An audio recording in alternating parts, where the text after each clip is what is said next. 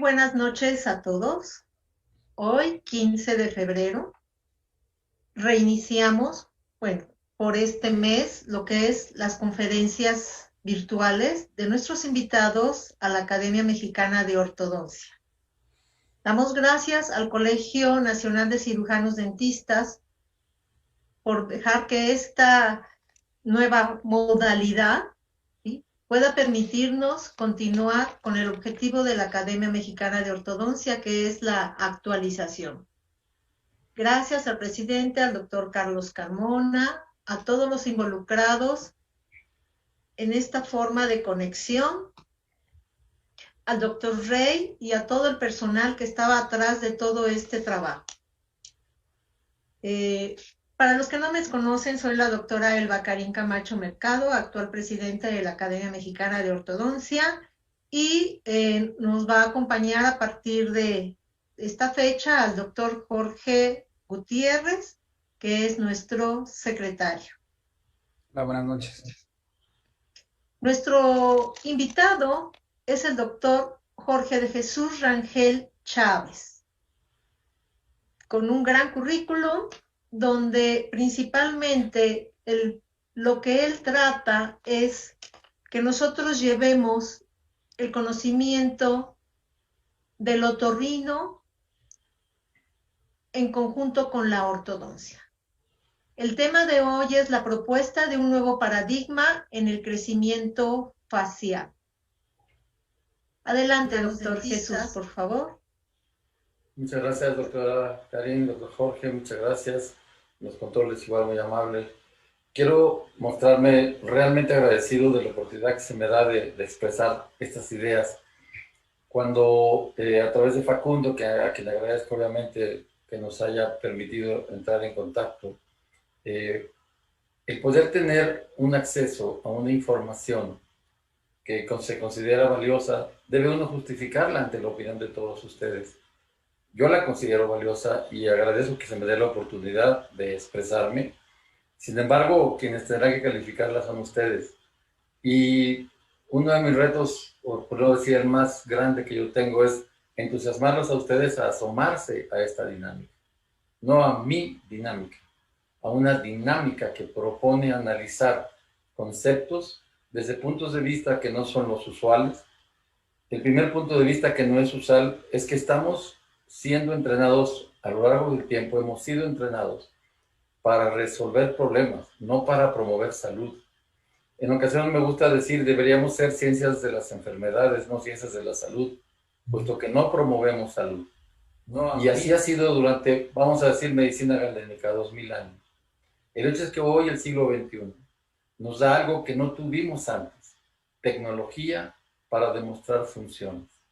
El yo creo, el yo pienso, el me imagino, que precisamente es el principio empírico que te lleva a hacer una hipótesis y de ahí a lanzar lo que en un futuro sería una ley o una propuesta validada. El día de hoy tenemos una herramienta que nunca tuvimos previamente, y es usar tecnología para demostrar lo que se dice. Y de esa manera acortar la brecha entre el nacimiento de un concepto, la comprobación y la aplicación. Entonces, si algo yo puedo agradecer de todos ustedes que me hacen el favor de escucharme, es el abrir su mente a escuchar más y juzgar menos. Escuchar, darse la oportunidad de oír. Es algo que nos cuesta trabajo a todos. Alguien empieza a hablar de un tema que creo conocer, y de hecho no estoy minimizando a nadie de ustedes, me incluyo en el mismísimo concepto. Empezamos a oír a alguien y, yo ya sé de qué va. Está bien que tú ya sepas de qué va, pero deja ver de qué va en mí y dame la oportunidad de dejar esa impresión que ya analizará más adelante. Pero claro, la propuesta de todo esto es invitarlos a abrir hacia una manera de conformar la información que todos tenemos de una manera u otra. Yo siempre recuerdo un poco a mi abuela que decía que no había nada nuevo bajo la tierra. Estamos hablando de hace muchos años, siglo pasado, mediados del siglo, que estaba yo niño. Definitivamente nada nuevo se construye sin lo que ya está. Entonces sigue siendo verdad que todo lo nuevo es a partir de lo que ya está. Y esta propuesta es algo que ya está, Por eso seguramente han oído algunas cosas y les pido esa atención, ese deseo y ojalá logre entusiasmarlos con esta dinámica. Muchísimas gracias por la invitación y ahora que ustedes Al me contrario, digan. doctor, voy a leer un pedacito de su currículum, Gracias. ¿sí? Antes de que empiece usted. Médico cirujano por la Universidad Nacional Autónoma de San Luis Potosí, otorrinolaringología por la Universidad de Montpellier, Francia, jefe del Departamento de Otorrinolaringología de Otoneurooftalmología y de la Clínica de Trastornos Respiratorios del Sueño del Hospital de Especialidades Médicas de Salud de San Luis Potosí.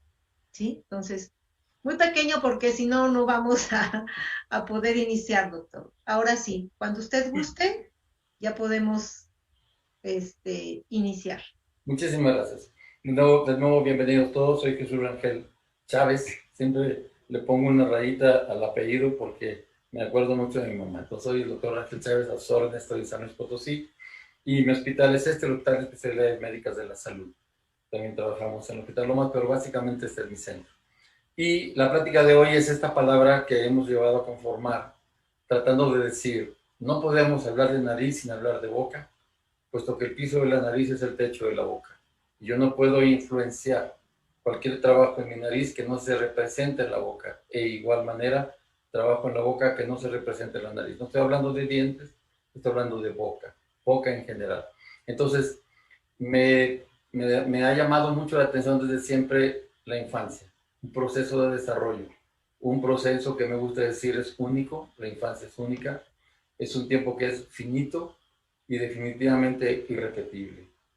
Tenemos ante nosotros, el día de hoy, con la tecnología, la posibilidad de favorecer, de guiar ese crecimiento facial y todo lo que existe atrás de él o todo lo que se promueve o se deja de promover cuando este crecimiento facial no es el que pudiésemos en su momento llegar. La primera Y que me gustaría proponer es no veamos al niño como un adulto pequeño. El niño está en construcción, es un ser humano en construcción. A partir de los 15 años tenemos una cabeza que terminó de crecer y ahora lo que sigue es el cuerpo. Y en algunas personas, menos en las damas, más en los caballeros, podemos llegar a doblar el peso que teníamos a los 15. Y de esa manera el espacio que quedó en la nariz para permitir el flujo de aire no podrá crecer más. Entonces tenemos un tiempo para lo cual, si trabajamos conociendo lo que hacemos cada quien, podemos favorecer y en su momento van a darse cuenta de hasta dónde puede llegar esta dinámica de crecimiento facial. Cuando hablamos de paradigmas, hablamos de conceptos. Un concepto que se utiliza comúnmente como si fuese un ejemplo. ¿Qué es lo que tengo que hacer? Tengo un paradigma, tengo una manera de ver las cosas, hay un modelo. Vuelvo a repetir, hemos sido entrenados a lo largo del tiempo para identificar una enfermedad y a partir de ahí tenemos ese paradigma, esta es una enfermedad, tengo lo que ustedes gusten como nombres, que ustedes, para mí ha sido un recorrido de 5 años en los cuales pasé de no tener una idea de lo que era una mordida cruzada, una mordida abierta, una clase 2, una clase 3.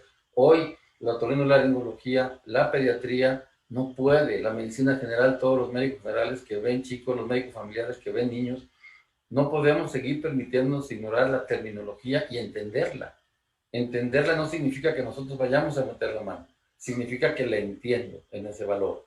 Y yo no puedo darle valor a lo que no entiendo y la mayoría de las veces se tiende a descalificar lo que no se entiende. Entonces empecemos por intentar abrir y decir los términos que se utilizan. Ahora platicamos hace un momento sobre la pandemia, hemos unos más, unos otros, visto obligados a cambiar actitudes. Por lo tanto, podemos hacerlo también con la información y podemos de esta manera llevar a otro nivel nuestra calidad de trabajo.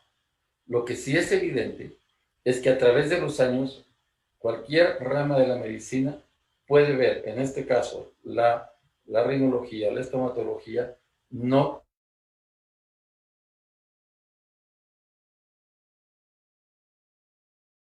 veces deseamos. Algo nos está faltando y eso que nos está faltando, esta es una propuesta para que nos asomemos un poco. Entonces, quisiera yo exponerles este concepto, proponerles este paradigma, esta manera de acomodar las cosas, este modelo de favorecer el desarrollo facial, y quiero empezar por esta definición para que nos vayamos entendiendo. Sé que pudiesen conocerlo o no, lo que me importa es que todo quede claro, aunque pueda haber seguramente el conocimiento de la palabra, la etimología, prefiero hacer hincapié, porque para mí es muy importante que quede muy claro. La segunda cosa es, ¿por qué le llamo transdisciplina? Este término fue introducido por el epistemólogo y psicólogo Jean Piaget en el año 70. La transdisciplina habla, ¿verdad? Habla de que lo que nosotros tenemos como un concepto de nuestra disciplina, habla de lo que está al mismo tiempo entre mi disciplina, a través de mi disciplina y más allá de las distintas especialidades. La dinámica transdisciplinaria significa yo voy a atravesar mi conocimiento, voy a ir a asomarme al concepto de otro. Y de esa manera podríamos decir que la transdisciplina abarca varias disciplinas y que está por sobre cada una de las disciplinas por separado.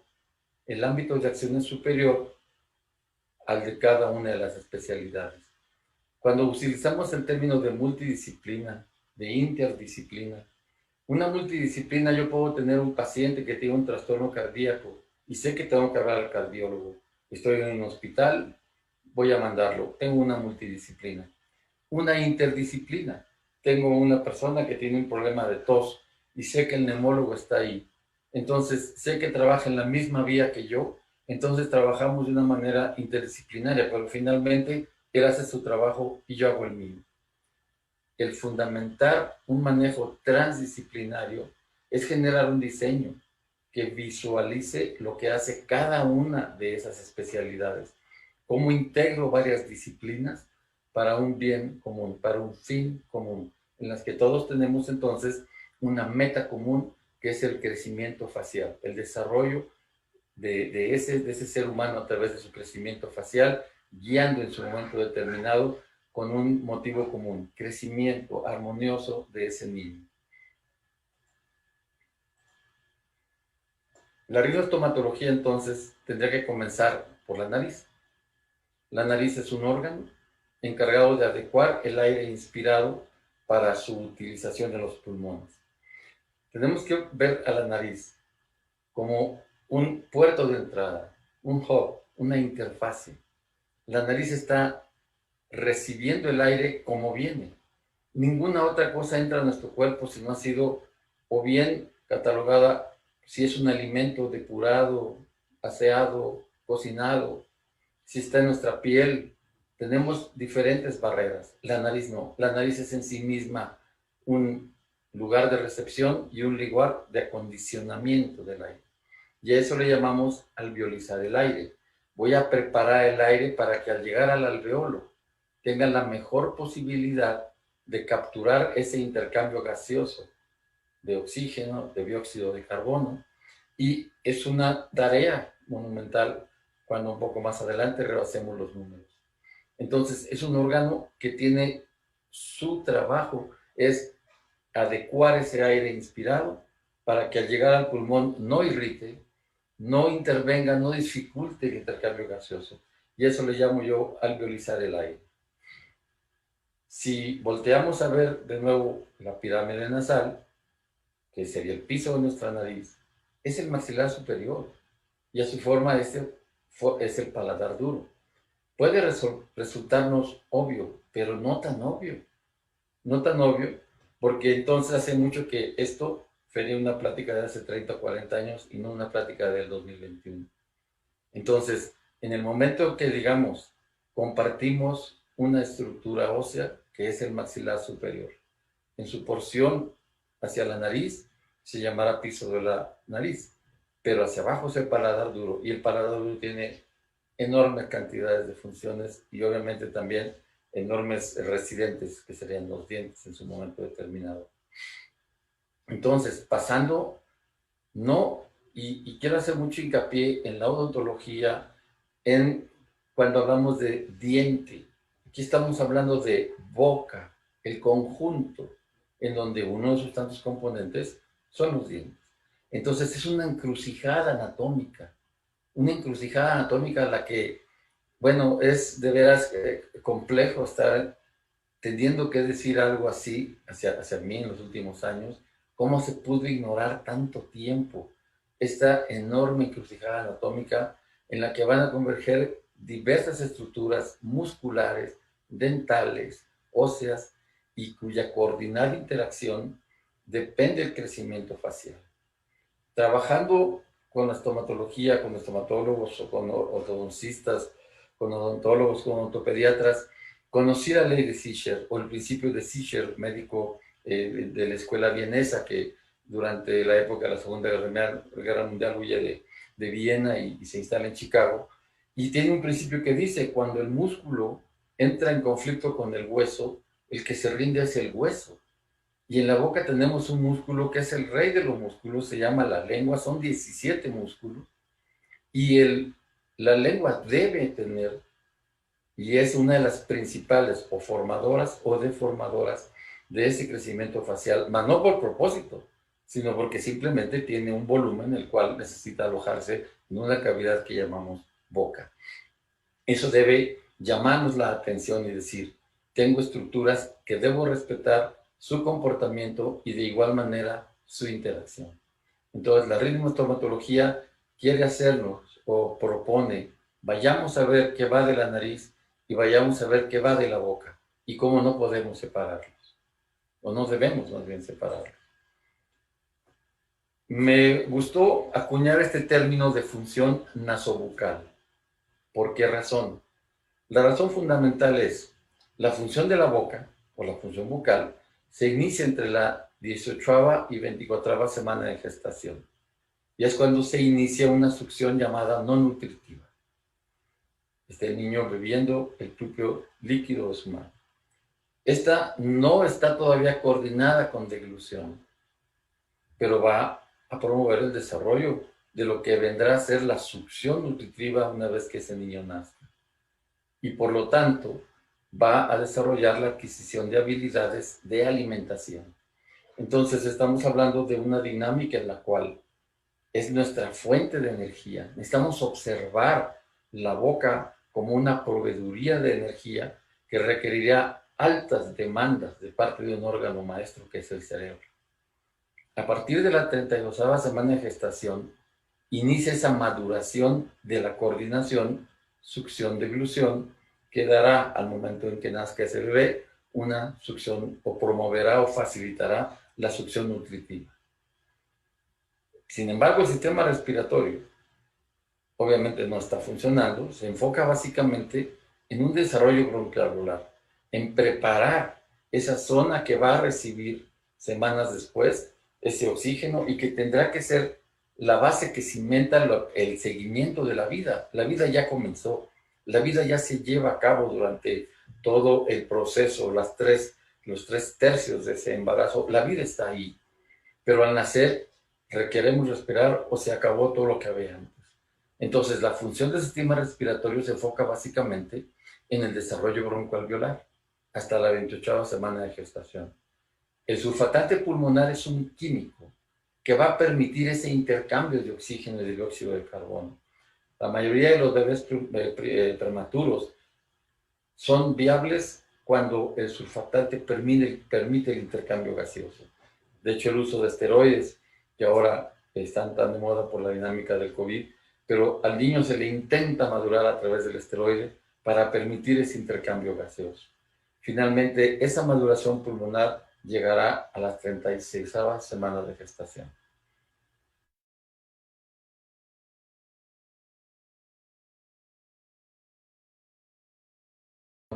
Respiración. En ese momento de nacer se completa la maduración de ese reflejo que tiene desde la 18ª semana empezó. Y entonces da inicio a una interacción coordinada, y a eso le llamo función nasobucal. Es muy complejo ver a un bebé con la nariz tapada que pueda alimentarse, que pueda dormir. Entonces, la dinámica es, necesito hilar la función de la nariz a la función de la boca. Y ese es un concepto que le llamo función nasobucal.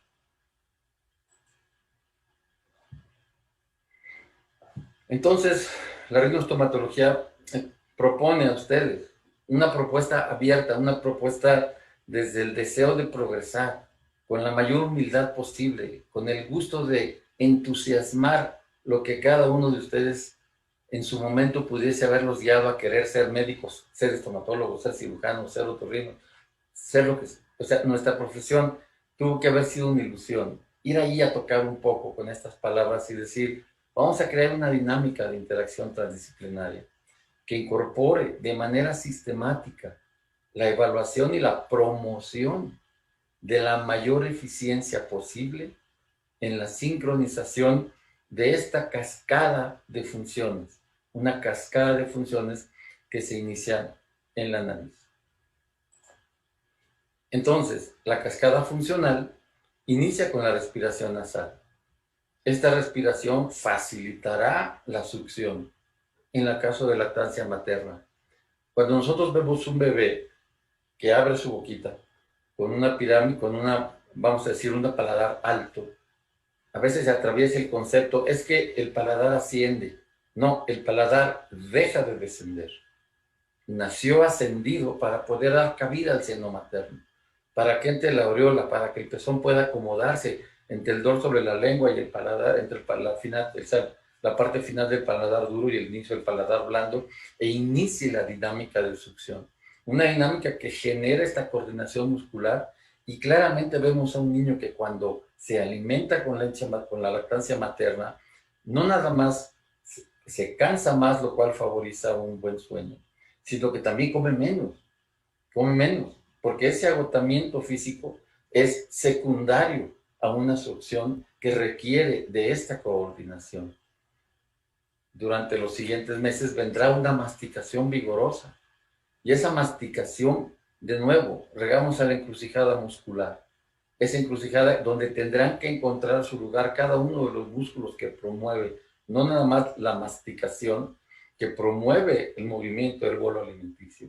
Entonces, esa coordinada masticación vigorosa y luego la deglución coordinada de un bolo alimenticio que requiere ser adecuado para los procesos de digestión y absorción, obteniéndose el mayor valor nutricional a lo largo de un sistema que es estómago-colon, puesto que un bolo alimenticio, uno de sus principales factores es la saliva, que tengamos toda la función enzimática de la saliva, que permita envolver el bolo alimenticio, para que pueda ser posteriormente en el estómago a través de los ácidos, una vez que sea intestino delgado, a través de la interacción de los jugos gástricos, después de los jugos gástricos, de todo lo que es en sí el sistema de la secreción, pues, de la bilis, cómo en ese lugar se genera tanta succión de azúcares, tanta succión de grasas,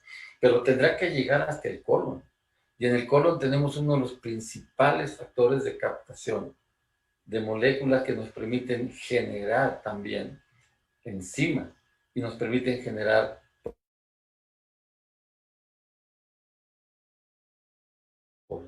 Entonces, la dinámica comenzó en la masticación. Es complejo cuando un niño tiene la boca seca. Ustedes son expertos en ver bocas secas.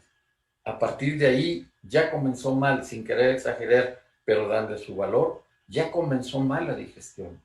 Y ese vuelo alimenticio probablemente al llegar a ese final en el colon no tendrá esas enzimas que facilitarán la acción de absorción. No me refiero al agua para generar el bolo fecal, no me refiero a esto, me refiero a la absorción de esos nutrientes, de esos productos químicos que facilitarán después la promoción de ciertas dinámicas de defensa.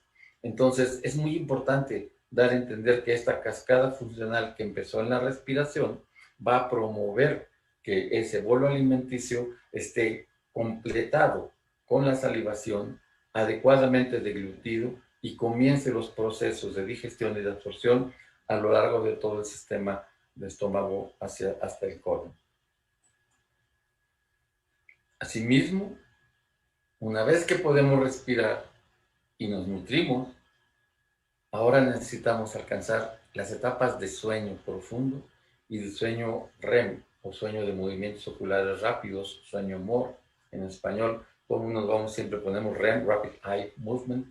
Sin embargo, es MOR, movimientos oculares rápidos. Durante la fase de sueño ligero, o de fase 1 o fase 2 de sueño, nuestros ojos se mueven lentamente. Al llegar al sueño profundo, siguen así, y cuando llegamos a la fase REM, tenemos la mayor aceleración en los movimientos oculares. Estas etapas de sueño son fundamentales a lo largo de toda la vida, pero fundamentalmente en el neurodesarrollo. Recuerden, pongo un ejemplo. En la actualidad, cuando vamos a saber que existe un fraccionamiento, vamos a poner un ejemplo. Ese fraccionamiento, antes que nada, ha sido urbanizado. Quiere decir que todas las necesidades, los requerimientos de quienes lleguen a habitar ahí, es lo primero que se asegura antes de la construcción de las habitaciones. Nuestro cerebro hace justo lo contrario. Nacen todos los más de 100,000 millones de neuronas, están ahí. De hecho, nunca tendríamos más neuronas que al momento de nacer.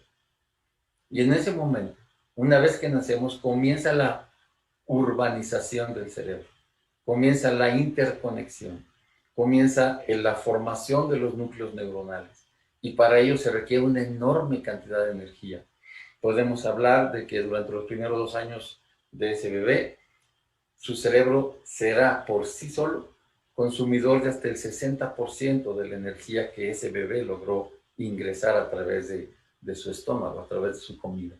Entonces, este proceso de neurodesarrollo es en donde vamos a encontrar la capacidad intelectual, donde el individuo progresará intelectualmente y emocionalmente, que es lo que nos define como humanos. El resto de los procesos los tiene nuestro mundo, los tienen una enorme cantidad de animales. De hecho, dentro de los homínidos, nosotros somos homínidos, pero los homínidos, bueno, tienen tantas características similares a los otros. Sin embargo, el neurodesarrollo, lo que es el cerebro central, la parte central de la corteza, la área límbica, toda la situación prefrontal, toda esa dinámica es la que nos va a permitir tener entonces la capacidad de diferenciarnos del resto de los animales que existen en el planeta y lo que nos hace humanos, nuestra intelectualidad y nuestras emociones. Entonces, alcanzar las etapas de sueño profundo es la organización cerebral. Es muy claro, hay órganos en nuestro cuerpo que nunca descansan, por ejemplo el corazón. ¿Cómo hace el corazón para mantener fibras musculares constantemente funcionando, autorreparándose, nunca generar células cancerosas y seguir siendo eficiente toda la vida? Bueno, nuestro cerebro y la mayoría de nuestros órganos requieren un tiempo para ellos. Y al igual que cualquier tecnología, si queremos nosotros actualizar un sistema operativo, no podemos trabajar esa computadora, ese teléfono celular.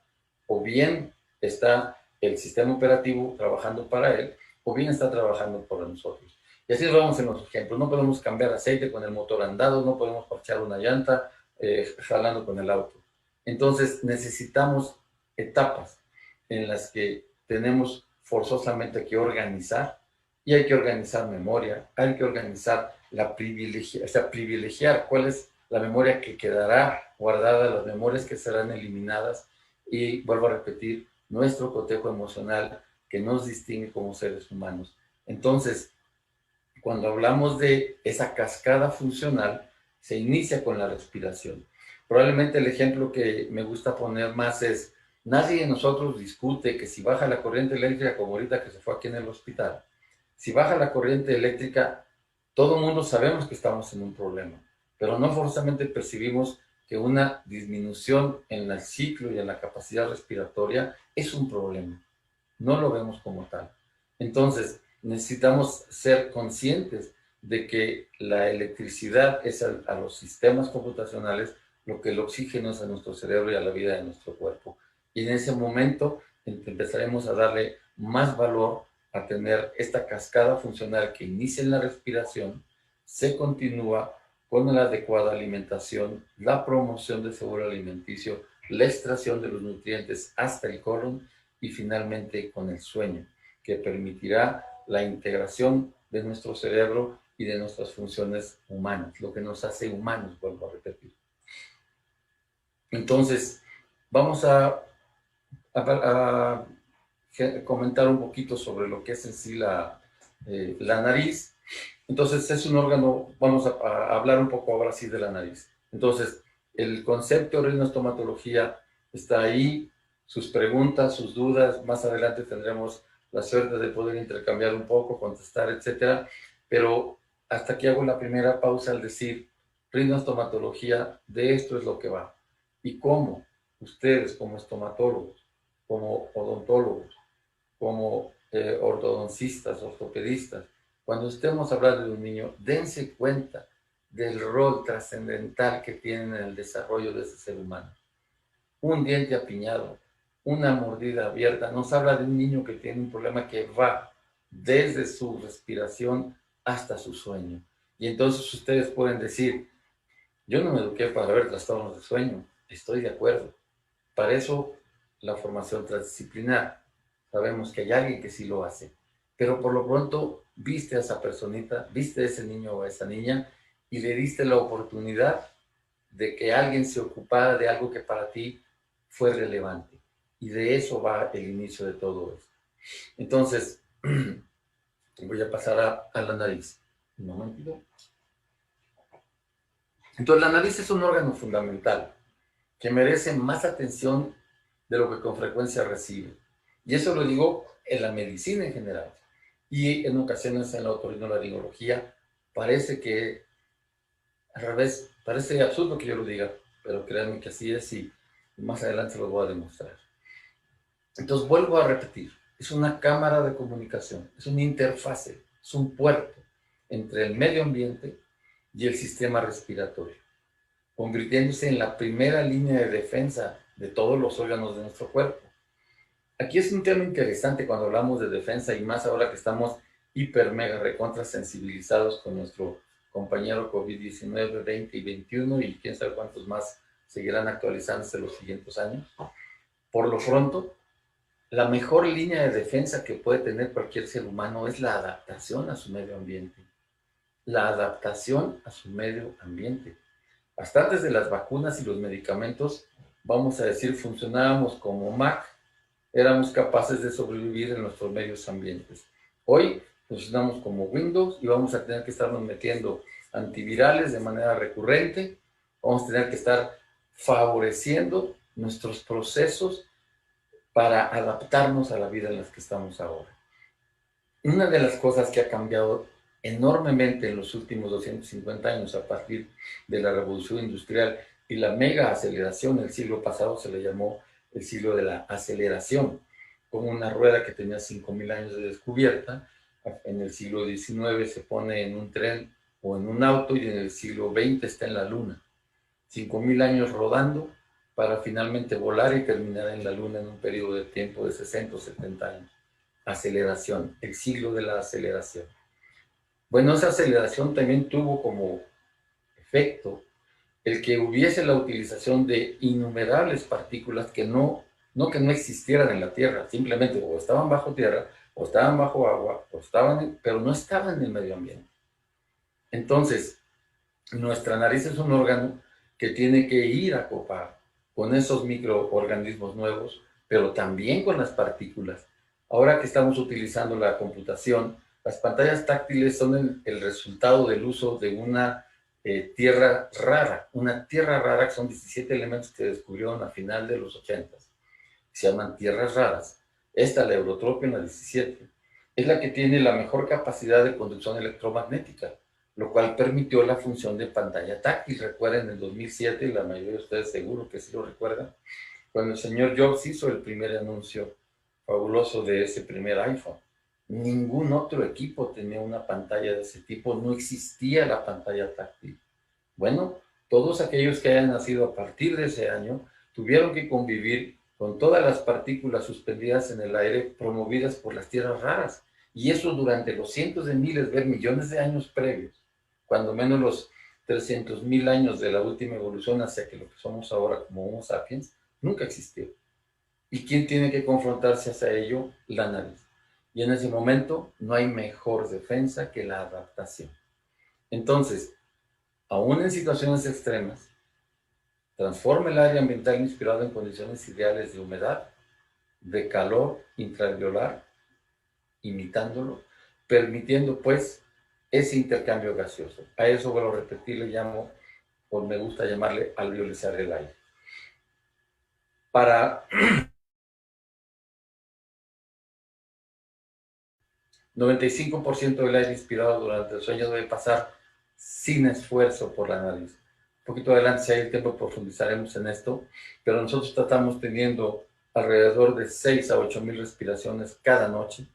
Estamos manejando miles de litros de aire y todo esto debe pasar tan solo manejado por lo que se llama el cerebro reptil, lo que es el tallo cerebral, y no la acción del esfuerzo que nos da la corteza cerebral. De ahí la importancia de una nariz funcional. Más adelante les hablaré de otro concepto que he desarrollado que le llamo nariz nocturna. Entonces, vámonos un poco a los números. La dinámica es así. En una estación de reposo podemos inspirar un promedio de 10 a 20 veces por minuto, lo que significaría que al cabo de una hora llegaríamos a 1,200 veces y en un día a 30,000 veces. Una semana a 200,000 y 800,000 veces al mes. Eso obviamente, si aparte algunos de nosotros hacemos ejercicio, eso lo podemos multiplicar. Son números fenomenales que pasan por 2 orificios nasales. Un niño inspira diariamente un promedio de 3 a 6 mil litros de aire, un adulto de 8 a 15 mil litros de aire, insisto, sin el esfuerzo del ejercicio, con una vida sedentaria, entre comillas. Este ejercicio moderado, el adulto puede inspirar entre 40 y 60 litros por minuto.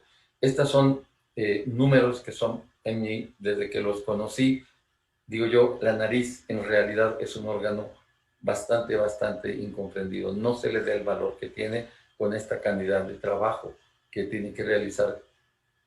Vamos a hacer de manera, nadie quiere dejar de respirar, o sea, de manera sostenida. Entonces, vamos a ver un poco algo interesante. Dentro de la función nasal, veamos esto. La nariz funciona como un acelerador de flujo aéreo, un inyector de aire. Y esto va a cambiar según el espacio que tiene al recorrer. Entonces, partimos de 0.0 kilómetros por hora o metros por segundo y podemos llegar hasta 25 metros por segundo en un tiempo, fíjense bien, de 0.10 a 0.15 segundos. Esto sería una aceleración de 0 a 90 kilómetros por hora desde el inicio de nuestra narina hasta la entrada a nuestra tráquea. Es una aceleración que se podríamos retar a cualquier auto de Fórmula 1. Es muy importante, y sin problema lo venceríamos. Es importante ver, y ojalá sea mi flecha, que nuestra forma de ver la nariz es esta. Ahora tenemos que enfocarnos en esto, que es el espacio por el que circula el aire. Esto es lo que debemos comenzar a ver, aparte de lo que ya vimos aquí. Aquí vemos forma, aquí vemos función. Necesitamos activar nuestra vista y convertirnos a través de una figura, convertirla en una dinámica que me dice cómo funciona. Entonces, esta aceleración la podemos representar de esta manera.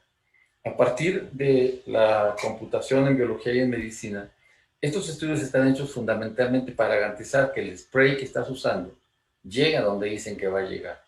Estos estudios se hicieron no pensando en el ser humano, pensando en cuál sería la posibilidad de llevar un grupo de partículas químicas a través de un spray hacia un órgano que es el órgano meta, sea la propia nariz o sea el pulmón en un momento determinado.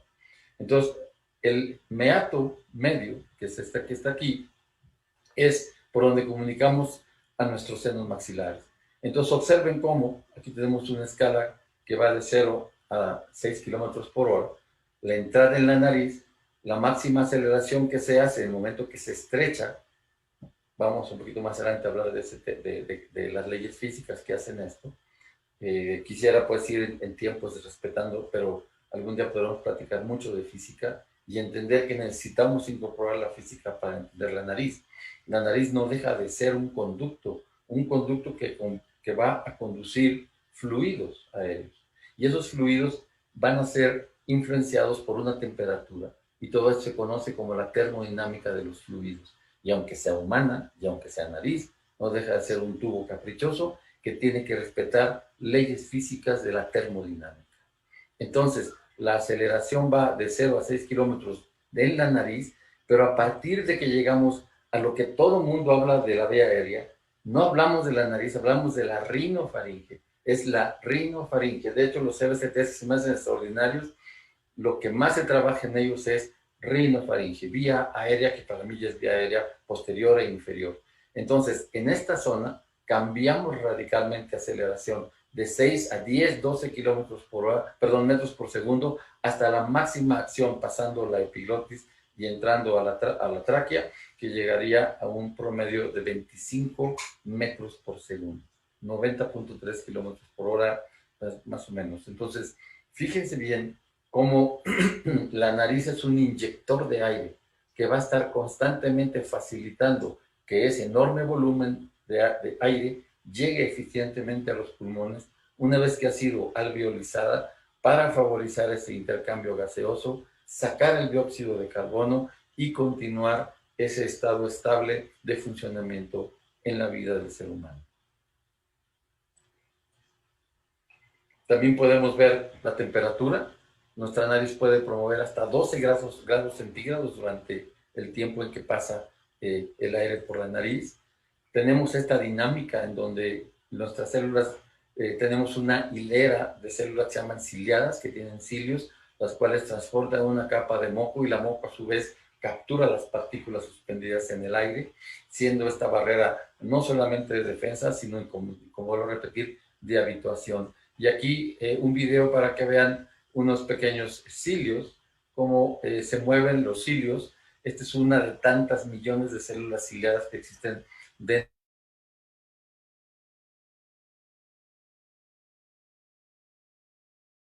la cual se pegarán, vamos a decir, como si fuera una banda de aeropuerto, en donde ustedes tienen una serie, pues ahora sí que de un mecanismo que va a transportar partículas. De esta manera funciona nuestros cilios dentro de la nariz. Muy bien. Finalmente, la nariz produce este gas que es el óxido nítrico. El óxido nítrico es un químico que tiene una enorme cantidad de funciones en el cuerpo. Fue pensado por el doctor Murad. Él fue el primero que postuló que podría ser una dinámica parecida al óxido nítrico. El doctor Fourgeoud se dio cuenta que los vasos, o sea, él dijo que existía un proceso que trabajaba directamente en los vasos sanguíneos, presión arterial. Fourgeoud demostró que si quitaba el endotelio, la parte que está por dentro del vaso sanguíneo, dejaba de tener la acción de motricidad. Ignarro propuso que fuera el óxido nítrico, y finalmente el doctor Moncada, que es un hondureño, lo pudo sintetizar y de igual manera demostrar cuál era su ruta de síntesis.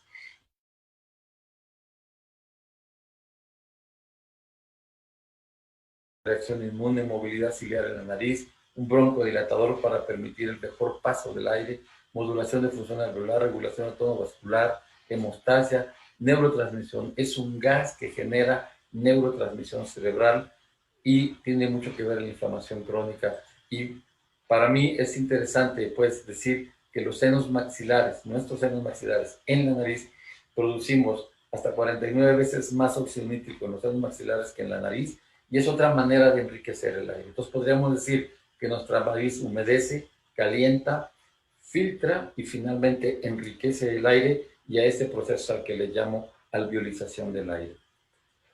Finalmente, donde estamos el día de hoy, rinoestomatología. ¿Qué pasa? Yo no lo dije al principio, tenemos que aclarar que no tenemos conflicto de intereses. Yo no tengo ningún conflicto de interés, pero sí un gran interés en que comencemos a resolver este conflicto. Necesitamos crear un puente en esta brecha de conocimiento entre el pediatra, el otorrino, el médico general y todos ustedes, estomatólogos, odontólogos, ortodontistas, ortopedistas faciales, maxilofaciales. Necesitamos crear un puente para romper esa brecha de conocimiento. Entonces, ustedes han sido educados con ese síndrome de respiración oral. Esa respiración oral no es otra cosa que una disfunción nasal. Por lo tanto, las relaciones de comorbilidad que han estado subvaloradas o ignoradas y no son, por más esfuerzo que hagamos, ustedes en la boca, nosotros en la nariz, no son tratadas de forma adecuada. Nariz y faringe cuando quitamos amígdala y adenoide. Entonces, los desarrollos, nosotros hicimos una publicación en la cual generábamos una hipótesis de ese hipodesarrollo del tercio medio como origen de los trastornos respiratorios de sueño. Estamos terminando la actualización y reconozco mi propia ignorancia. Puse tercio medio, no puse tercio medio e inferior. El día de hoy no me permito hablar más sin hablar de un desarrollo de tercios medio e inferior faciales. Y observemos cómo vamos en un proceso de crecimiento, un proceso en donde aumentamos, no solamente cambiamos las proyecciones, sino que aumentamos los volúmenes por los cuales podrá transitar a través de nuestra nariz. Y obviamente tenemos aquí el gran dueño que es la lengua, la dueña de la boca, la reina, pues, que es la lengua. Entonces, este desarrollo es el que vamos a intentar promover. El tiempo de desarrollo facial está bien marcado, lo que les decía, vía aérea ideal y la nariz quedó por acá. Estoy de acuerdo, aquí empieza la rinofaringe, termina la nariz, rinofaringe, orofaringe, hipofaringe y vías respiratorias inferiores. Entonces veamos lo que decía yo de la infancia, veamos cómo decimos el tiempo de desarrollo facial, ustedes lo tienen bien conocido, de hecho creo que mejor que nosotros, 60% a los 4 años, 70% a los 5, 90 a los 12 y los cierres de sutura entre los 3 y los 15 años. Nosotros estamos promoviendo y platicaremos después con muchísimo gusto de un protocolo, un proyecto que le llamamos 015. Cero desde que la persona se da cuenta, idealmente, que hace el plan de embarazarse y comienza a prepararse esa madre o esa pareja para embarazarse. Finalmente, el embarazo como tal y a partir del nacimiento hasta los 15 años que termina o vienen esos cierres de suturas. A ese proyecto 015 que cuando haya la posibilidad con mucho gusto platicaremos de él, es darle ese seguimiento. No es suficiente que ustedes tienen que favorecer a un niño que tiene X años, ya tiene un apiñamiento, resuelven en ese momento el problema, no es suficiente, acompáñenlo hasta que termine su máximo desarrollo. Y de eso es lo que va esta dinámica de rinostomatología y este proyecto llamado 015, que finalmente será desde ahora siempre, como dice una persona que admiro mucho, que es la doctora Claudia Restrepo, en Colombia, este programa de Desde siempre, ahí ellos hablan de educación, pero bueno, ¿de qué va nuestra inteligencia y nuestras emociones? Sino para ir creciendo en educación. Entonces, lo que ustedes hacen, las personas que hagan la ortodoncia, esta dinámica es maravillosa. Cuando yo por primera vez vi esto, dije, ¿cómo es posible que esto no esté en los libros de otorrino? ¿Cómo es posible que no lo tengamos como una clase permanente y nos digan, nadie puede ampliar el piso de la nariz más que el estomatólogo? Y nadie puede compensar la falta de amplitud en la pirámide nasal más que el ortodoncista, que el ortopedista. Esta dinámica es algo que es fundamental. Sin embargo, fíjense, la teoría de Mohs dice que la forma sigue a la función. Eso es en el niño. Eso es en el niño. Porque si en el niño promovemos la función, vamos a mejorar la forma. Pero en el adulto, la función seguirá la forma sí o sí. La forma está dada y esa nariz estrecha, ese paladar que quedó alto, esa lengua que no cabe en ningún lado, las funciones seguirán forzosamente la forma. Esta es nuestra gran ventana de oportunidad, trabajar en este tiempo, en donde nuestro trabajo, favoreciendo la función, impactará directamente en la forma y esa forma podrá proveer el suficiente aire y la suficiente alimentación, vamos a decir, la capacidad de esa coordinada respiración, masticación, deglución y obviamente el proceso vamos a decir, de extracción de energía de nuestros alimentos, va a ser posible el resto de la vida. Entonces, a mí me gusta mucho al momento de ver esto, es decir, nosotros debemos generar un crecimiento craneofacial, un crecimiento del tercio medio y del tercio inferior que sea capaz de albergar al futuro adulto que llegará a vivir a la cabeza de ese niño. Tenemos 15 años para promover lo que no vamos a dejar de hacer: respirar, alimentarnos y dormir el resto de nuestra vida. Cuando quedó estrecha esa nariz, esa cascada que vimos al inicio estará permanentemente alterada y de forma definitiva. Obviamente el día de hoy tenemos tecnología para ir hacia atrás, pero ¿por qué esperar a que eso se cierre si podemos trabajar tempranamente? ¿Y por qué esperar en un momento determinado? En este momento no tenemos otra cosa que hacer más que tomar a los niños como vienen. Pero ¿por qué no iniciar ya a promover a través de esta transdisciplina? Más adelante les diré el nombre de la página para que ustedes se asomen a ella y la revisen y la vean y platiquen y nos den opiniones. ¿Por qué no promover desde el momento en que esa persona sabe que se va a embarazar, el solo hecho de que una persona no deje de nutrirse adecuadamente? Cuando hablamos de los problemas de falta de vitamina B, de ácido fólico y paladar hendido, labio leporino, oh, caramba, ¿verdad? Podemos promover un desarrollo sano, un desarrollo ideal, y tenemos ese tiempo límite. Entonces, recordemos que tenemos la posibilidad de influir el día de hoy, de incidir directamente en las funciones para fabricar formas, y esas formas darán la función del resto de la vida del adulto.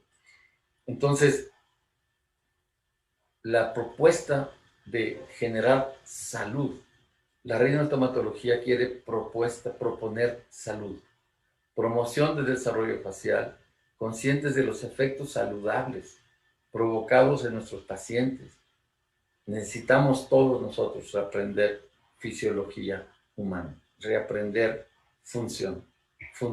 No puedo yo a nadie puedo juzgarlo como incompleto si lo que más aprendemos es de ir a decir, ¿qué hago para que esta función se realice de una manera?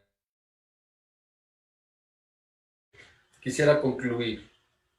La evolución, hace un momento que hablé de las partículas suspendidas en el aire, hablábamos de que la evolución vamos a tener que responder, vamos a tener que adaptarnos al medio ambiente. Y la evolución en el ser humano y la biología se hace en base a una necesidad, la necesidad de mantenerse, por lo tanto, adaptarse.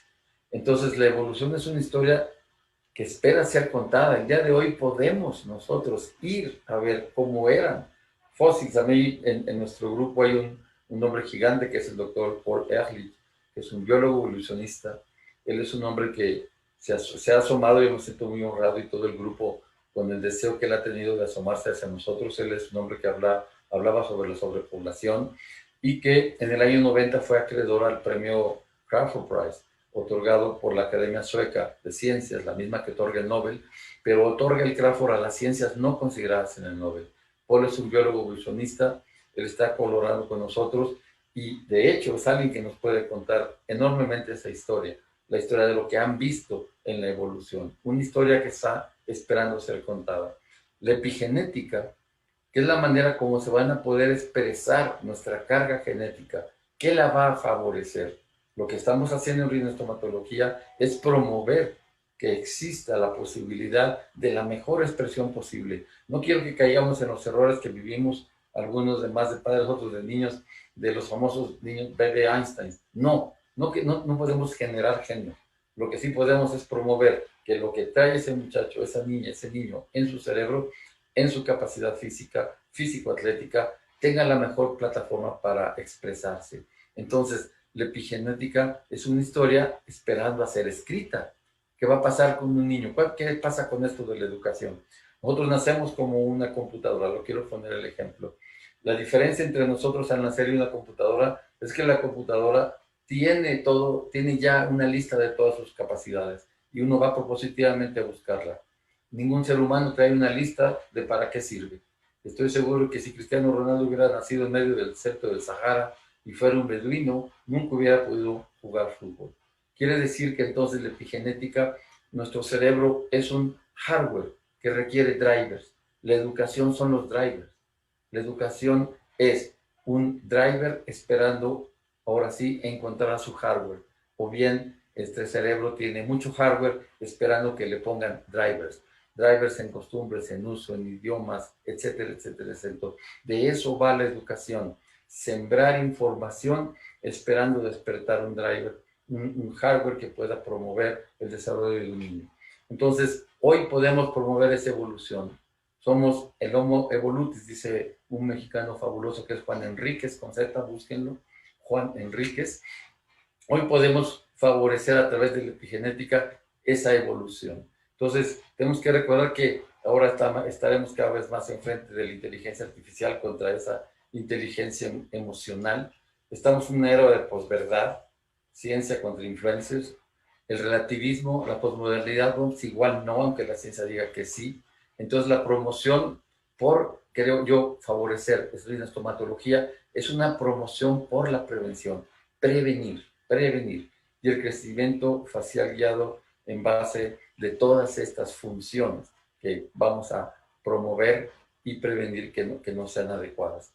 Entonces, nosotros somos los que ya estamos más corridos en esto, somos personas que estamos revisando ayeres y eso es lo que me llevó a mí a generar este concepto. Ustedes, en la mayoría más o menos jóvenes, están viviendo el hoy, pero estos chicos están esperando construir sus mañanas y nosotros tenemos mucho que aportarles para esa situación fundamental. Vuelvo a repetir, etapa única, finita e irrepetible.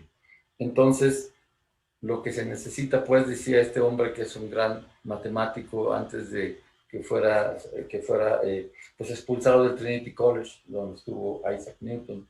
Él era un hombre que no quiso medir las parábolas de los obuses para la Primera Guerra Mundial y fue deshonrado y corrido de Trinity College para posteriormente dedicarse a la filosofía y ganar un Nobel en el año 50. Entonces Bertrand Russell es una persona maravillosa y mucho de lo que él escribe vale la pena igual, búsquenlo, inspírense gente de esta naturaleza. Y entonces él dice, lo que se necesita no es la voluntad de creer, es el deseo de descubrir, que es exactamente lo contrario. Y eso es lo que yo quiero animarlos a ustedes a través de grandes personas que han estado antes, que nos han dejado huella a través de ese análisis que queremos hacer para ser mejores. Queremos entusiasmarlos, yo personalmente y todas las personas que me hacen el honor de acompañarnos en esta plataforma de rinoestomatología y obviamente agradeciendo la invitación, queremos pues promoverlos a entusiasmarse en saber que tenemos una enorme oportunidad de favorecer el mejor desarrollo anímico e intelectual de un niño. Agradezco mucho la invitación para estar en tiempo, ese es mi correo electrónico y estoy a sus órdenes, quedo a sus órdenes para cualquier pregunta.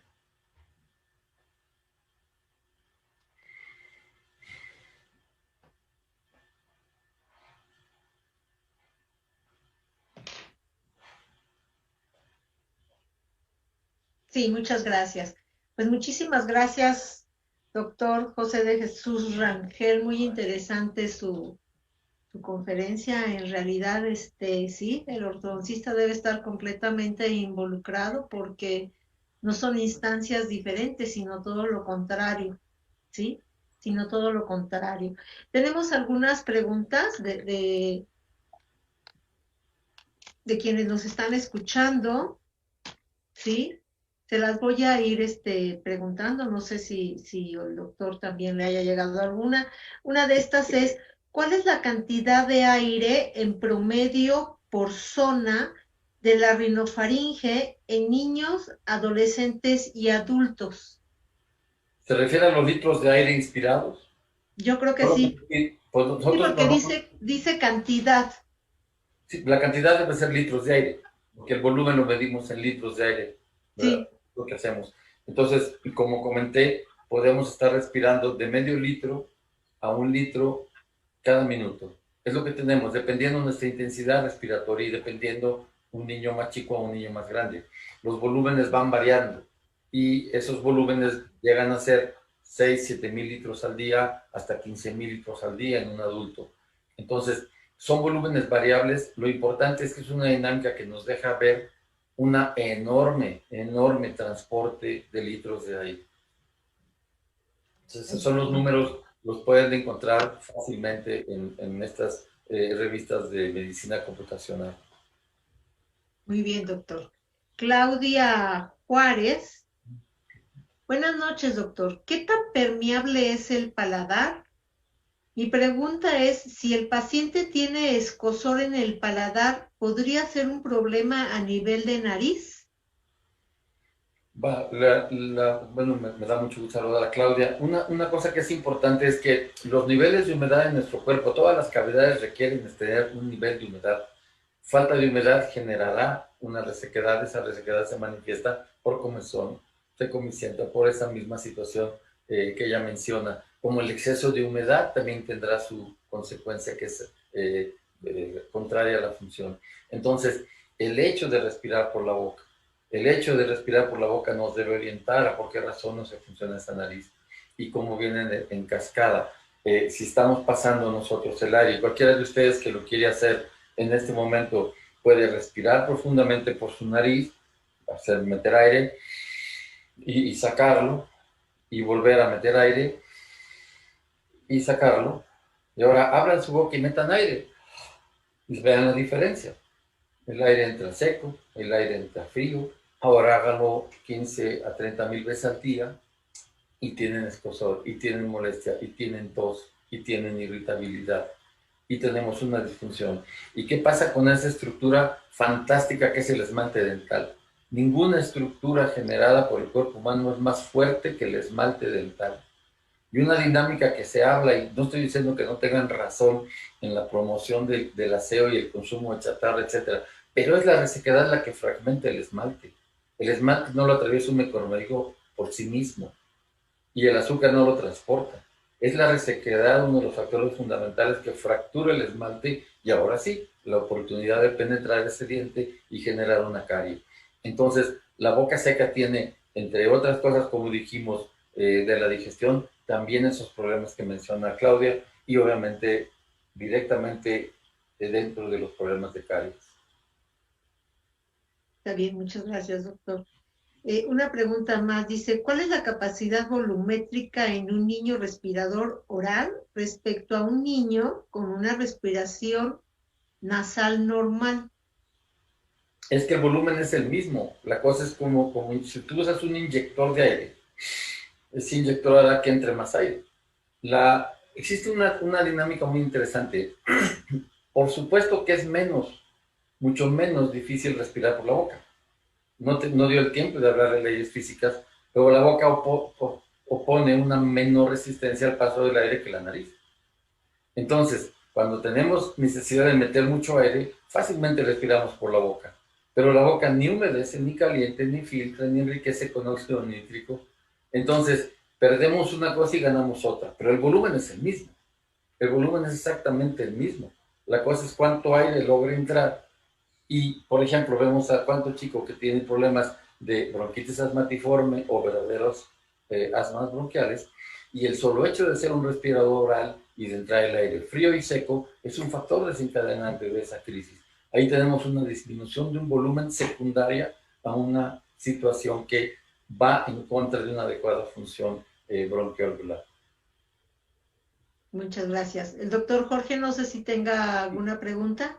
Tenemos una pregunta de la doctora Claudia Juárez. Dice, ¿qué implicaciones tiene para la boca que el paciente tenga el tabique desviado? Si vemos la nariz como una pirámide, quisiéramos que esa pirámide tuviera un muro a la mitad y tuviéramos entonces dos medios triángulos, ¿verdad?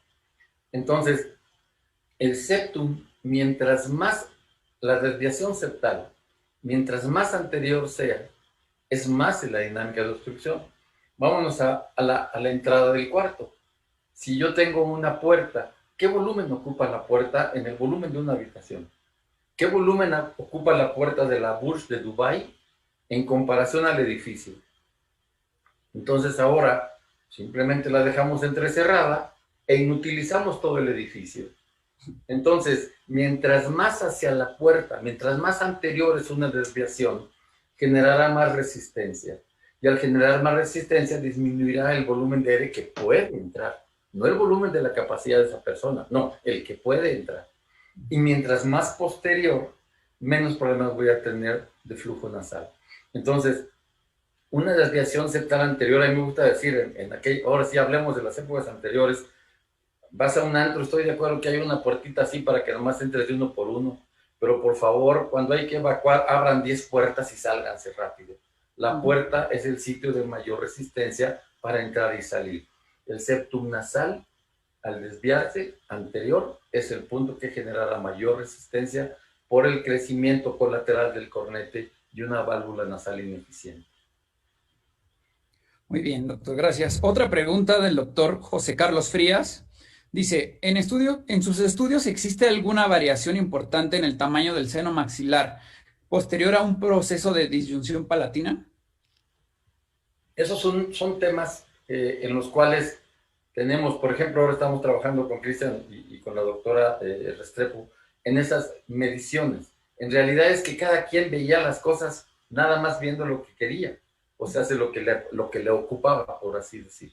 Pero entonces, en el momento en que nosotros despegamos, estamos ampliando, no estamos haciendo, si el niño está por crecer, podrá avanzar el crecimiento de su seno, pero la disyunción lo que va a hacer es generar nuevo hueso en el paladar.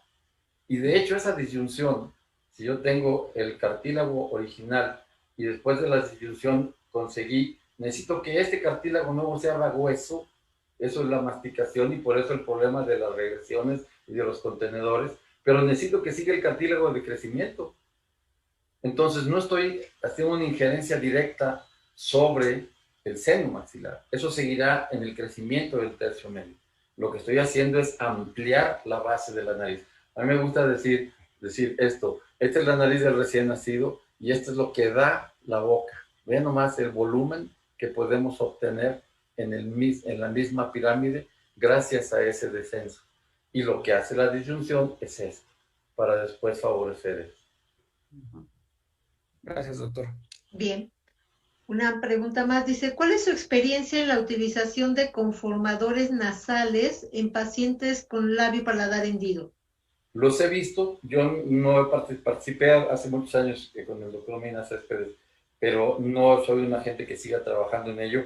La idea de que favorecen el levantar las alas ya es una situación importante. Considero que aunque aquí estamos hablando de niños que nacieron con características normales, trabajar con las personas que ven paladar hendido, labio leporino y paladar hendido sería fenomenal. Poder inclusive hacer cirugías, injertar en esos niños, favoreciendo la respiración para ese desarrollo de esa cara. Inclusive algunos niños con síndrome de Down, con narices muy aplanadas, en donde este tipo de conformadores y en su momento ir por cirugías, hacer cirugías. Tal vez la única excepción de la cirugía plástica en un niño son estas caritas, que lo que estamos sabiendo que vamos a regresar, lo que estamos promoviendo es desarrollo, aunque finalmente habrá que regresar a terminar esa cirugía estética. Ok. Aquí le hacen una consulta, doctor. Ándale. Dice, me realizaron una cirugía de nariz y tabique desviado y desde entonces siento que entra el aire sin que sea filtrado. Siento que entra muy directo y frío. Me ha generado desde entonces flemas. ¿Esto es normal? Lo que sucede es que la nariz tiene 7 elementos. Un elemento es el septum, pero luego tenemos 3 elementos que se llaman cornetes.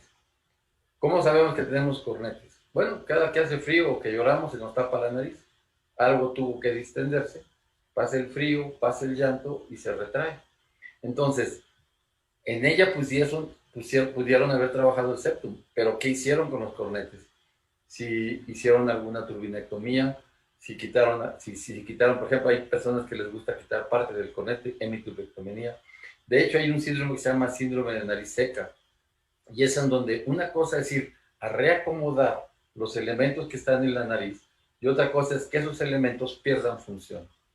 Entonces, una cosa es trabajar la nariz, septum nasal y reducir el volumen del cornete para permitir un adecuado flujo nasal, pero si pasamos de eso, generamos una disminución en la humectación y el calentamiento del aire, y que probablemente es lo que esta persona pudo haber tenido. Tendría que ella revisar su tomografía y platicar y ver qué fue lo que se hizo. Si es una cirugía reciente, los cornetes podrán volver a crecer. Si fue una turbinectomía, se quitó parte del cornete, pues no.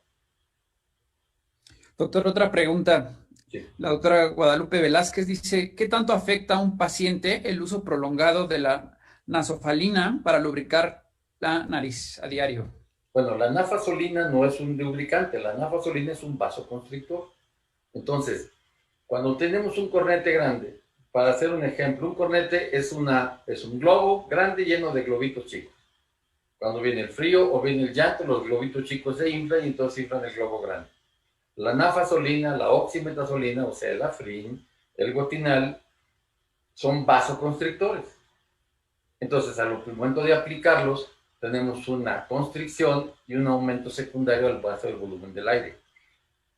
Creo yo que el problema no es que lo usen, el problema es que no resuelve el problema. Una cosa es que yo tengo una persona, vamos a ver, esta temporada nos permite poner ejemplos. El día de hoy, estoy yo en un hospital COVID, tengo muchas limitaciones para operar, no puedo operarte.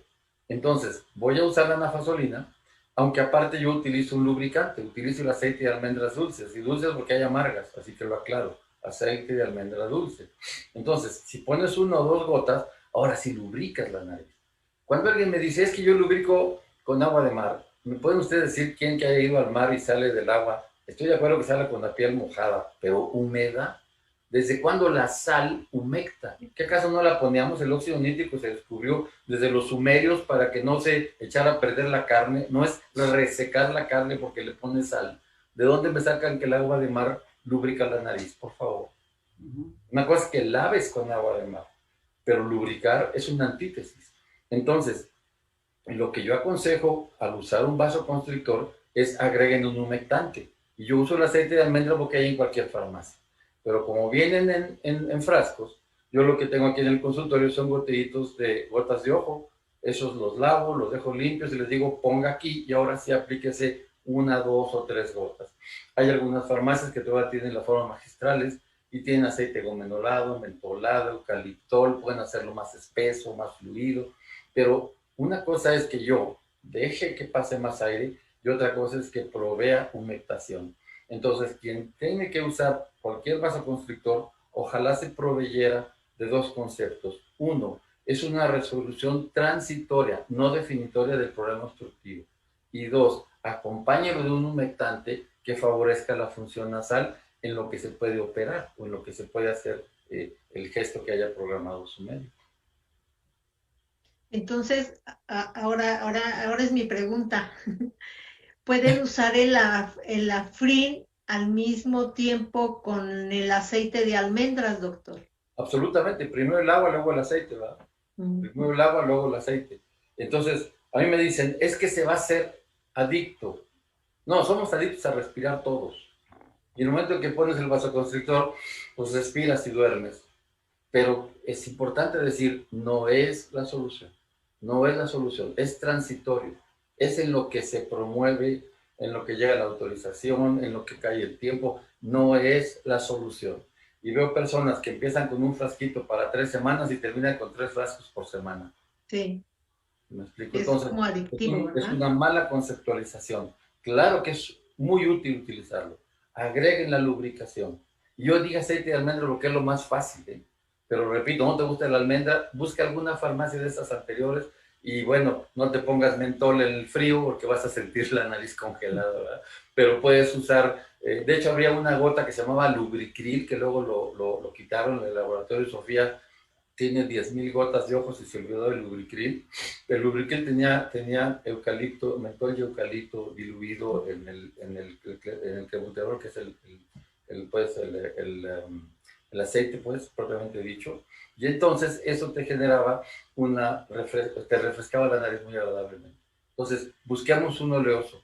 Es diferente la glicerina, diferente. Glicerina, por ejemplo, la Free Loop. Cuando dices, bueno, la glicerina no es forzosamente un humectante. La glicerina favoriza humectación, pero de ninguna manera se convierte en un aceite porque entonces no podría ir mezclado en el agua. Ok, muy bien.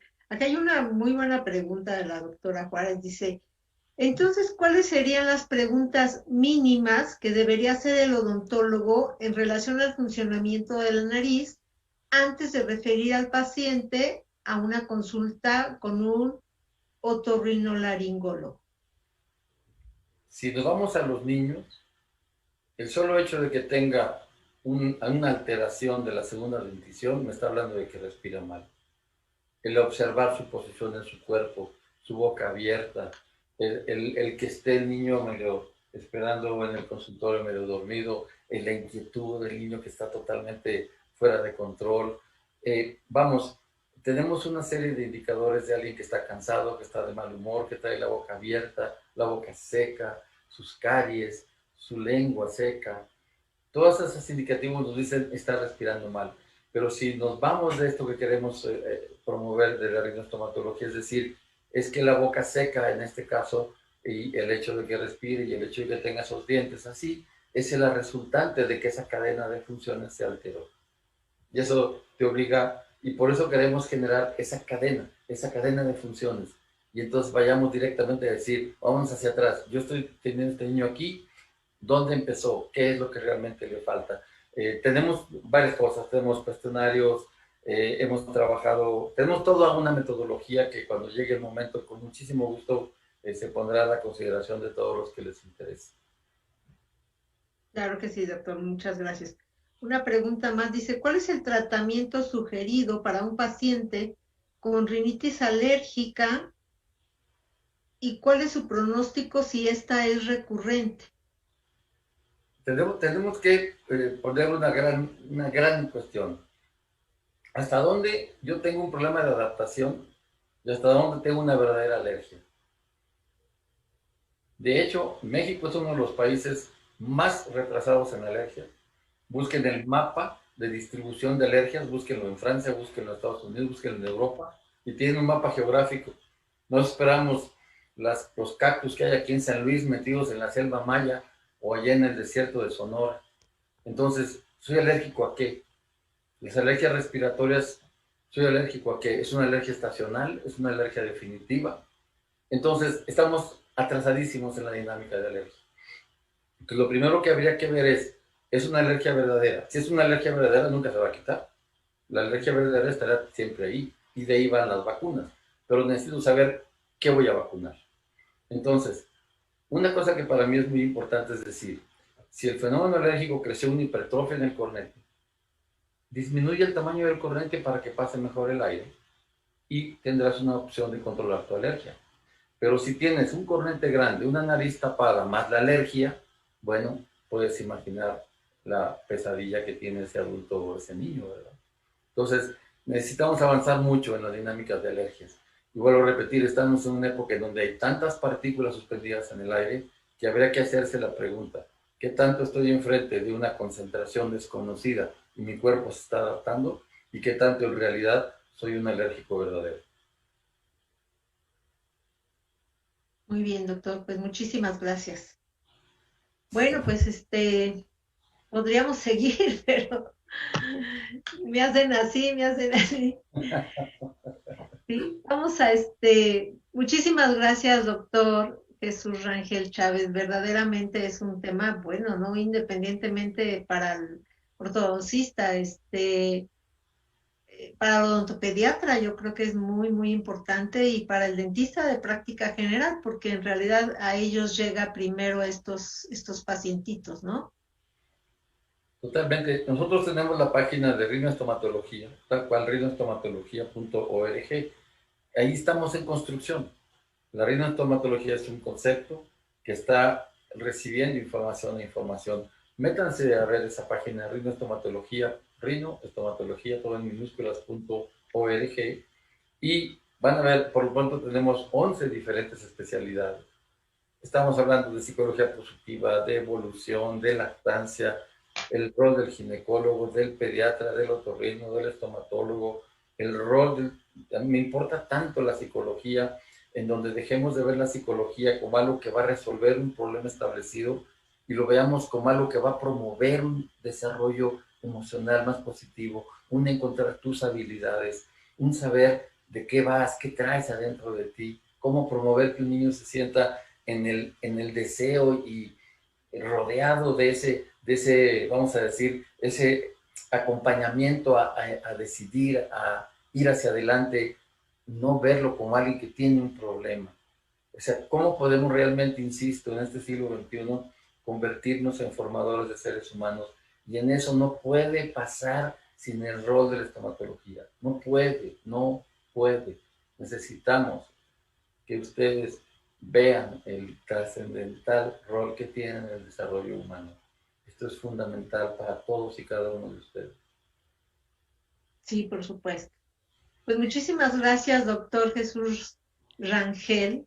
De todos modos, si hay alguna otra duda, aún la pueden escribir en el área que hay en comentarios en la conferencia y estas, bueno, se le harán llegar al doctor y bueno, ya le explicará Napo de qué manera puede tener contacto para contestarlas, ¿sí? Muchísimas gracias. Pues vamos a dar algunos pequeños anuncios y bueno, le haré llegar su constancia, doctor, a su correo, por favor. Y le agradecemos mucho la Academia Mexicana de Ortodoncia este tema porque verdaderamente, bueno, es parte de lo que son los planes de estudio en lo que es el área de crecimiento y desarrollo, ¿sí? La gran importancia que existe entre esa relación del otorrino con el ortodoncista y lo que llegamos a hacer que tenemos que siempre ir acompañados con el especialista cuando existen problemas, porque nosotros podemos hacer situaciones que dañen más, ¿sí? Aunque la mayoría creemos que hacemos bien, ¿sí? No hay nada como el especialista que nos refuerce este concepto. Claro que sí, doctora. Yo soy quien agradece la oportunidad. Pienso que por ejemplo, los ortopediatras, me gusta decirlo y me han escuchado muchas veces decirlo, pocas personas tienen el tiempo de platicar con una mamá o con un papá como un ortopediatra. El niño está con la boca abierta, acostado viendo la tele y tienes a la mamá o al papá o a la abuelita, quien sea, para intercambiar información, para promover salud, para decir, sí, necesitamos hacer esto y otro. Ustedes tienen una enorme ventaja, una ventana de acción maravillosa, que todo lo que falta es que sigamos platicando y que sigamos entusiasmando a las personas para decir, vamos a dar un paso adelante de lo que ya hago bien. ¿Por qué voy a hacer algo que me sale bien? ¿Por qué lo voy a cambiar? Entonces, necesitamos todo esto, informar, vamos, promover e ir, porque, bueno, habrá estudios que estamos haciendo, porque no hace tiempo que empezamos con esto, para tener evidencia científica de lo que estamos diciendo. Tenemos pláticas completísimas en donde hablamos de evidencia científica, no nada más como yo ahora platiqué, sino con artículos, con publicaciones, con situaciones que generan certeza. Hoy tenemos la obligación de demostrar que lo que decimos ya está comprobado. Muchísimas gracias a todos, doctor Gutiérrez, doctora Karina, muchísimas gracias. Gracias en la cabina, muy amable por la atención y es un placer estar con ustedes, un honor. Muchísimas gracias. Una buena noche. Gracias, doctor Rangel. No nos despedimos.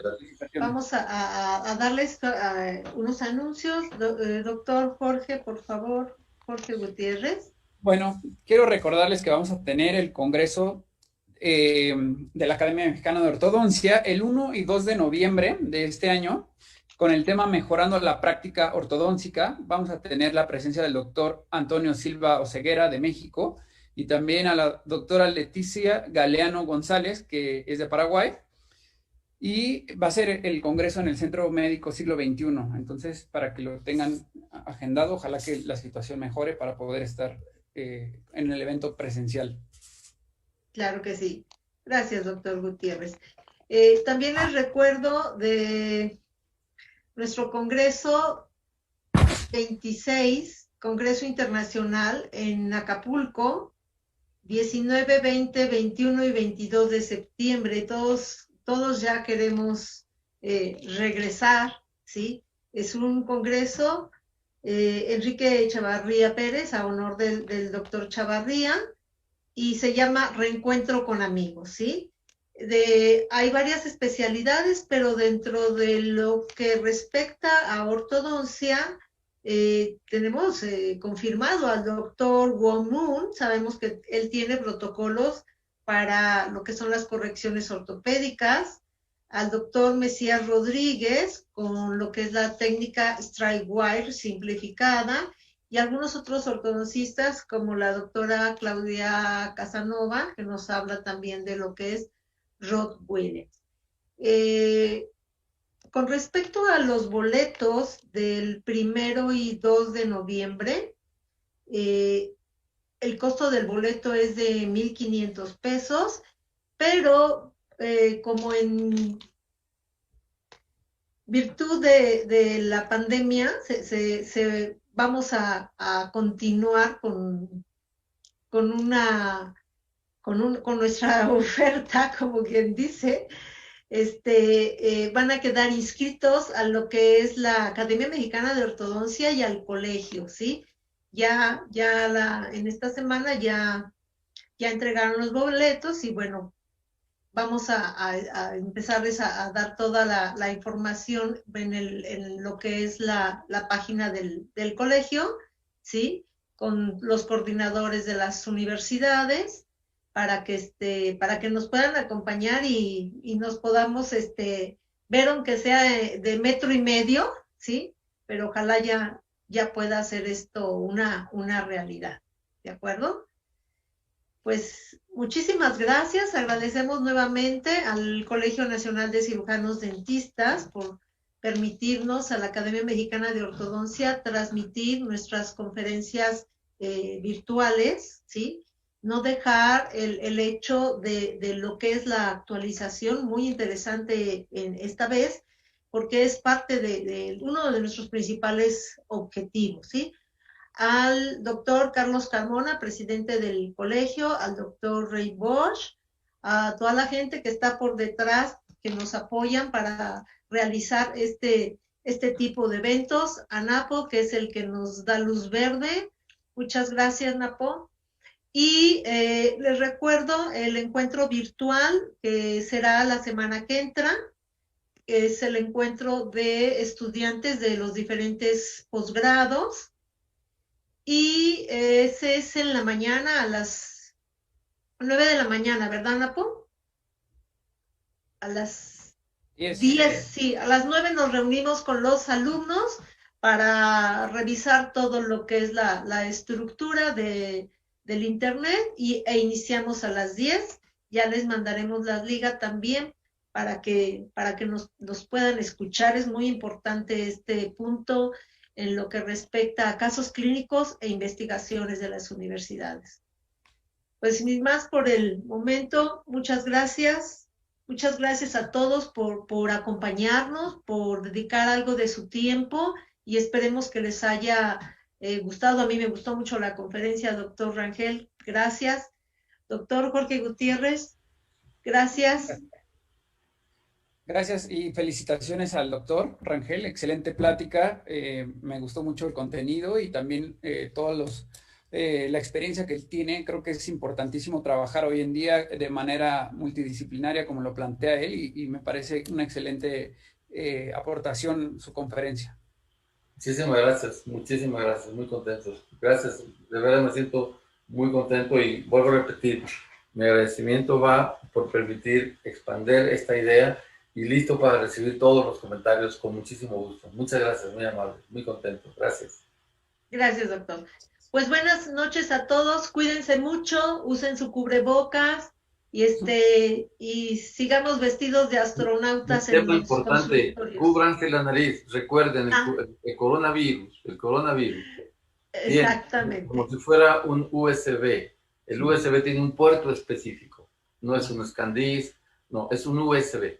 El USB se ve favorizado por vamos a decir, lo que es el reactivo de acetilcolina, AC2, que está en la mucosa nasal.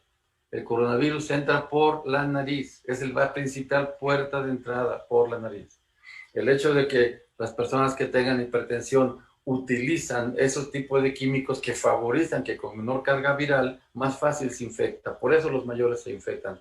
Pero el virus entra por la nariz porque encuentra en este receptáculo de acetilcolina su famoso fuente de entrada. Entonces, no se cubran la boca, cúbranse la nariz, también la nariz, muy importante. Gracias. Okay. Gracias, doctor, por el consejo. Buenas noches a todos. Gracias. Bye, gracias.